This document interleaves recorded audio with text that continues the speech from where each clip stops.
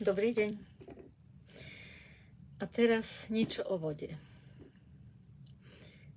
Určite vám nemusím hovoriť o tom, aká je voda pre náš život, zdravie, pre náš organizmus dôležitá. Nie všetci však máme šťastie piť ju zdravú.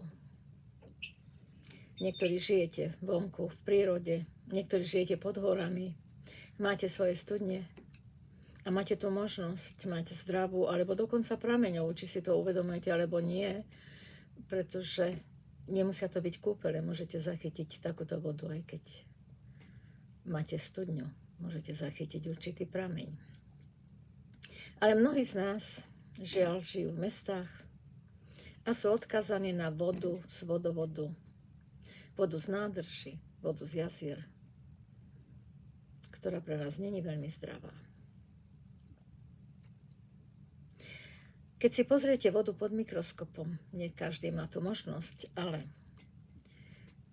voda pod mikroskopom, hlavne voda z vodovodu, je veľmi neporiadná. Je v zhlukoch, nerovnomerne rozložená. Není to veľmi pekný pohľad. Ale existuje aj iná voda, nazýva sa štrukturovaná voda, ktorá pod mikroskopom má tvary Davidovej hviezdy a je to nádherný obraz. A nie je to len obraz, táto voda je omnoho zdravšia pre váš organizmus. Rozdiel medzi tými dvoma vodami je v tom, že tá štrukturovaná voda je molekulárne a atomicky rozložená do nanočastíc, ktoré vám slúžia úplne inač ako molekuly, ktoré získavate priamo z vodovodu.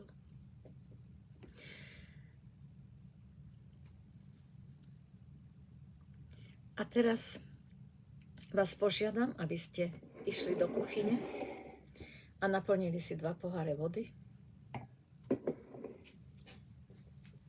Jeden z nich necháte v kuchyni a druhý si prinesiete ku stolu.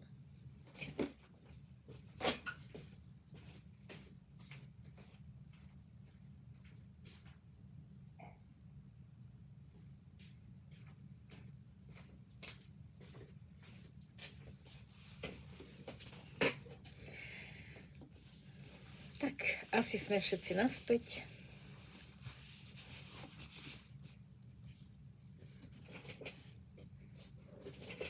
Ak máte čas, môžete sa posadiť k vode. Ak nie, môžete aj odísť z izby, pretože na tejto vode budem pracovať ja.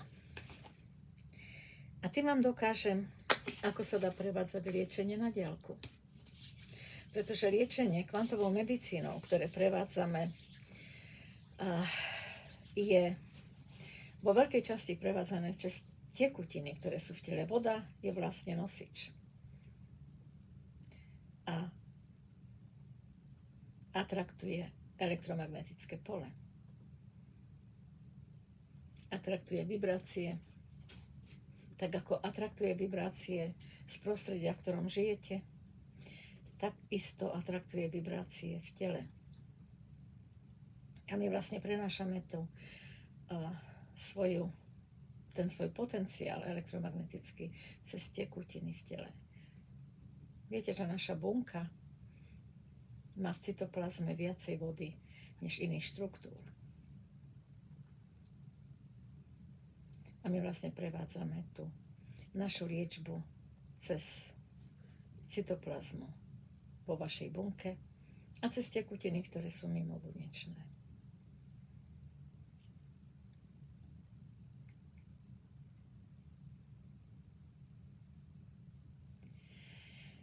Keď sedíte pri mne a donesli ste vodu, môžete si ju všímať, môžete vnímať to, ako sa mení, pretože niekedy sa stáva, že máte vodu aj zamútenú, že nie je úplne číra. Pri tom, ako na nej pracujem, môže sa vám veľmi pekne vyčistiť. Presne tak, ako vieme vyčistiť všetky tekutiny v tele. To znamená lymfu, krv, všetko, čo cirkuluje.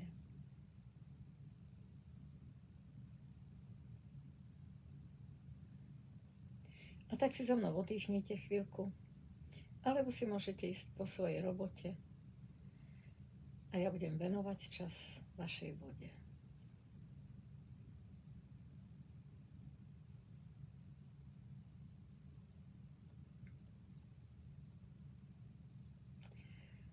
Táto voda, ktorú vám pripravím, bude podobná ako voda, ktorú kedysi babky nosievali z kostola ako svetenú vodu. Majú spoločné to, že v kostole sa tiež meditovalo.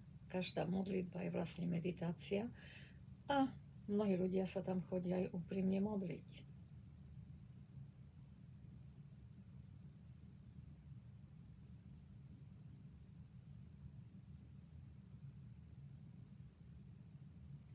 Môžete ju piť večer pred spaním. A keď ste doma, môžete si ju robiť ráno. A môžete ju robiť aj celý deň. A nie je to len voda, ktorú môžem rozložiť. Akákoľvek tekutina. Či je to mlieko, džus, čaj.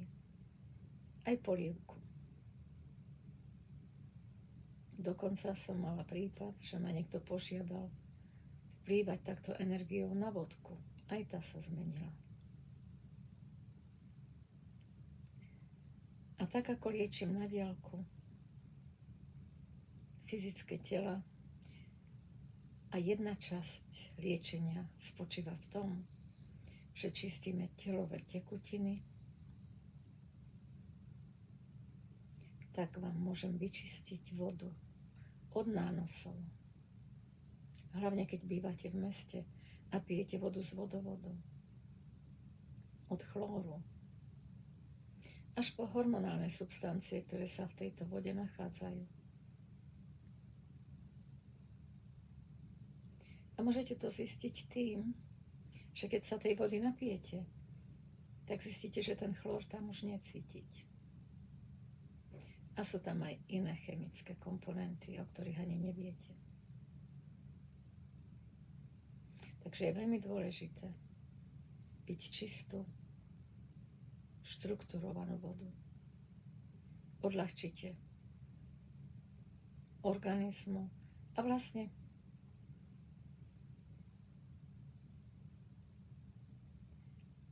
odľahčite pečeň tiež. Pretože tam prebieha tá všetká chémia, tá pečeň musí tú chémiu z tej vody absorbovať.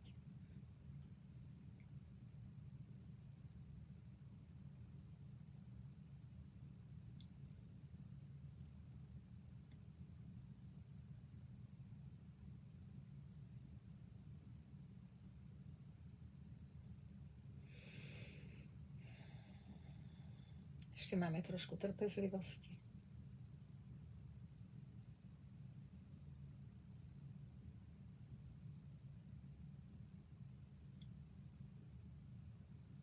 A môžete mi potom napísať svoju skúsenosť.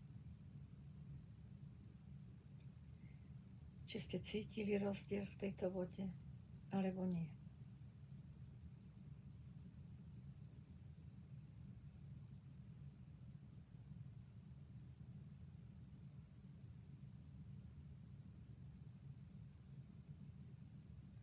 Takto si so mnou môžete sadnúť každý deň a vyčistiť si ten pohár vody.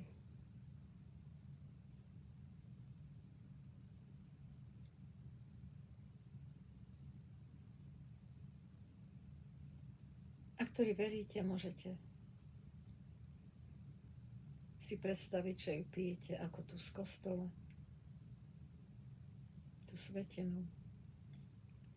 A ktorí neveríte, možno nezacítíte nič, pretože je tu dôležitá aj viera. Nechcem tým povedať, že si máte namýšľať.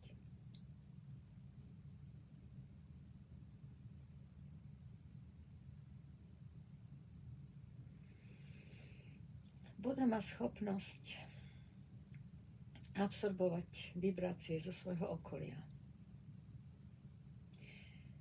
Takže niekedy, aj keď máte tú studňu a zdravú vodu, ale máte okolo seba nezdravé prostredie, negatívne prostredie, ani tá voda není zdravá. Takže aj v takýchto prípadoch je dôležité si ju rozštrukturovať a piť ju takú ľahkú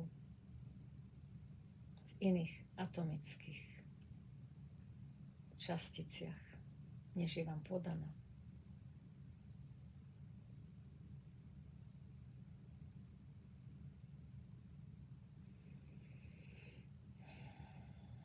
Malinko to ešte potrvá.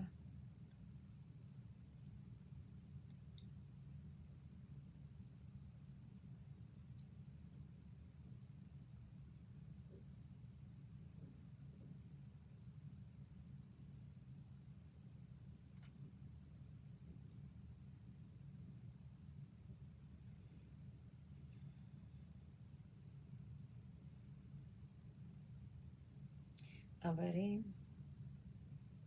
že tie zmeny na tej vode budete cítiť.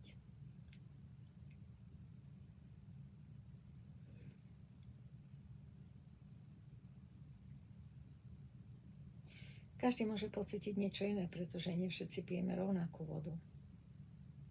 Záleží od jej zloženia. Od toho sa bude vlastne odohrávať aj tá chuť, aj tá zmena chuti.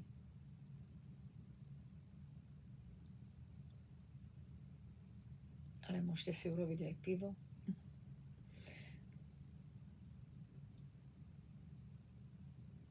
Čokoľvek je tekuté, dokonca aj kávu. Ľahšie sa pije a je ľahšie straviteľná.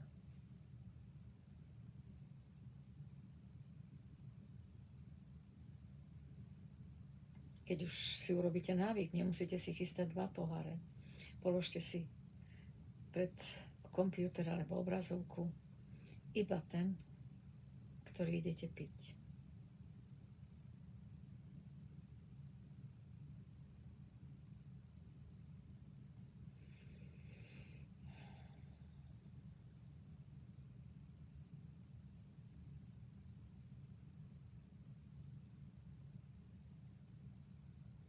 A je to veľký rozdiel, nielen vo vode. Je to veľký rozdiel aj pre váš organizmus, v akom stave, v akej štruktúre tú vodu prijímate. Viete, že ťažko chorí ľudia, ktorí hlavne čo majú problém so žalúdkom, s traviacim traktom, s pečeňou, s črevami tiež. A v ťažkých chorobách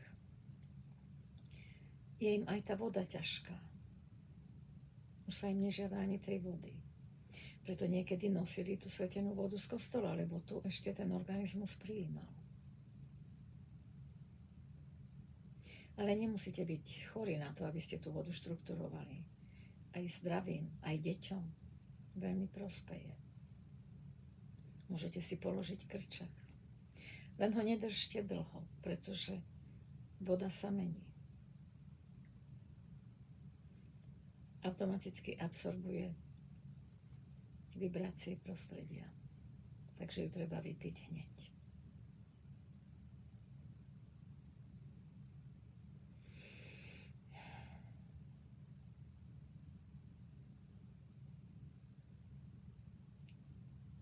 Výborne. Ešte jednu vlnu. Dúfam, že ste pri tom aj zrelaxovali. Tí, ktorí pri tom sedíte.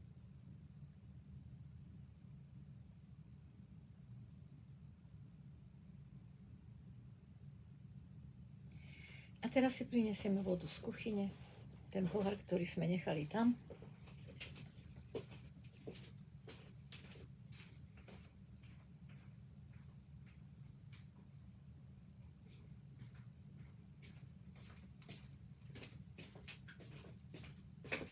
Položte si ho vedľa seba. A najprv sa napijte z vody, ktorú ste práve priniesli, na ktorej sme nepracovali. A dobre vnímajte, ako vám chutí, akú má štruktúru, ako vám vonia. Pamätajte si tú chuť. A teraz sa napijte z druhej, na ktorej sme pracovali, a povedzte mi rozdiel. Vlastne, uvedomte si rozdiel. Keď nie ste si istí, napijte sa ešte raz. A vnímajte tú chuť. Tú atomovú váhu tej vody, aká je ťažká, aká je ľahká.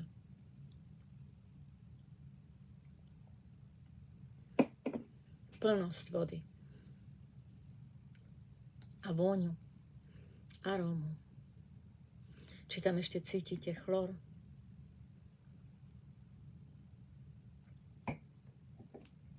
Alebo iné látky. Dobre vnímajte rozdiel medzi tými dvoma vodami.